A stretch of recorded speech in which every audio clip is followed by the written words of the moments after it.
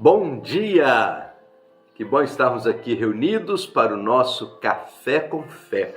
Tempo de celebrar a Jesus, Senhor da nossa vida, tempo de estudar a Palavra de Deus e aprender com a Palavra de Deus. Tempo muito precioso. Hoje a leitura bíblica envolve os capítulos 48 e 49 do livro do profeta Jeremias. E diferente do que a gente faz em todos os dias, hoje eu vou ler alguns versículos diferentes, porque nesse texto, nesses dois capítulos, Jeremias não está falando diretamente ao povo de Israel. Agora ele vai falar aos moabitas, ele vai falar aos amonitas e ele vai falar aos filhos de Edom, os edomitas. E a profecia de Jeremias com relação a estas nações também envolve o juízo de Deus com relação às nações que estão à sua volta. Há muita gente que acha que a ação de Deus na história se volta exclusivamente para Israel, como se o restante da história estivesse cada um por si, Deus por todos, né? Na verdade, Deus conduz o mundo inteiro. Deus conduz o universo. As suas mãos estão conduzindo todo o universo. E mesmo o restante das outras nações também estão sob o controle de Deus, não apenas Israel. Isso é importante para a gente lembrar, porque às vezes a gente pensa que a ação de Deus é apenas com relação à igreja, que o resto da história está por conta própria. Não. Deus dirige as nações, diz a palavra de Deus. As nações são como gota de um balde nas suas mãos, diz o profeta Isaías. E aqui nesse texto, nós temos algumas palavras de Deus com relação às nações vizinhas. Então, por exemplo, os moabitas, no capítulo 48, verso 7, diz assim: porque confiarem em sua riqueza e habilidade, serão capturados.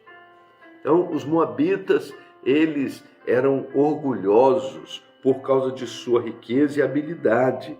Lá no verso 29 do capítulo 48, com relação a Moabe, o texto diz assim: todos nós ouvimos falar do orgulho de Moabe, pois o seu orgulho é muito grande. Sabemos de sua soberba, sua arrogância e seu coração altivo.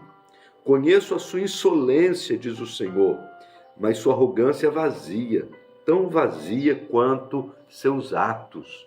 Então, com relação aos moabitas, Deus tinha uma queixa com eles: soberba, arrogância, altivez. Eles eram insolentes, diz a palavra de Deus, e por isso, diz a Bíblia através do profeta Jeremias, eles também seriam castigados, seriam disciplinados. Depois de Jeremias falar contra os moabitas, aí entra a palavra de Deus com relação aos amonitas, no capítulo 49, a partir do primeiro verso. E os amonitas, eles adoravam Moloque e por isso queimavam seus filhos diante desse Deus. E eles também eram arrogantes, diz o verso de número 4.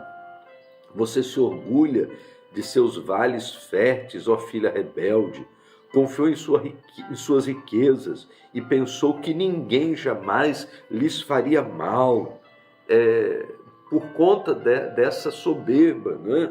Os amonitas também sofreriam seus abalos, diz a palavra de Deus, e sofreriam a disciplina do Senhor. Depois, a partir do verso 7, Jeremias vai falar com relação aos edomitas. Diz assim: não há sabedoria em Temã?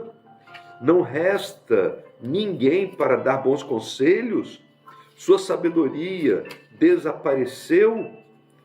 Deem meia volta e fujam, escondam-se em cavernas profundas, ó habitantes de Dedã, porque eu vou trazer calamidade a Edom e castigarei vocês, diz o Senhor. Então, os edomitas, eles eram orgulhosos porque se achavam mais sábios do que os outros e a sua sabedoria levou o seu coração para se distanciarem do Senhor. Então, em cada um desses povos, os moabitas, os amonitas, os edomitas, agora Jeremias está levando a sua palavra profética para as nações vizinhas, porque Deus haveria de trazer juízo também sobre eles. E nós precisamos aprender com a arrogância deles, para não nos tornarmos arrogantes como eles. A Bíblia diz que Deus, ele não tolera a arrogância. Deus resiste aos soberbos, mas ele dá graça aos humildes. Por isso, precisamos manter o nosso coração humilde para recebermos da graça do Senhor.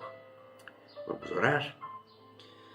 Senhor nosso Deus, quando lemos estas expressões de juízo contra as nações vizinhas de Israel, por conta de sua arrogância, sua soberba, nós queremos te pedir, Deus, ajuda-nos a mantermos o nosso coração humilde e sincero diante do Senhor, a fim, ó Deus, que possamos abrir espaços para que a graça do Senhor se manifeste na nossa vida.